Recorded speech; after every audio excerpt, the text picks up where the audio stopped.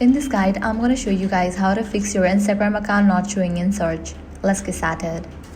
First thing you want to do is launch your Instagram app. Make sure you have already logged in. Now head over to your profile page, then click on three bars given at the top right. Once you're in settings and activity page, scroll down. Now navigate to the option account privacy. Make sure you haven't set your account to the private.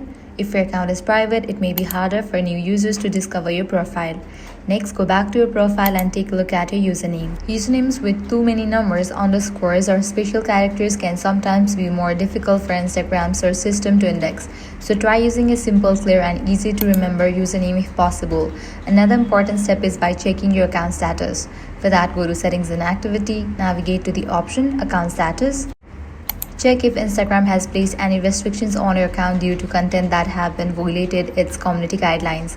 If your account has been limited, it could affect your visibility in search results. Finally, if you have recently changed your username, created a new account, or made significant profile updates, keep in mind that Instagram search index may take a few days to update. During this time, stay active by posting content, interacting with other users, and engaging with your followers.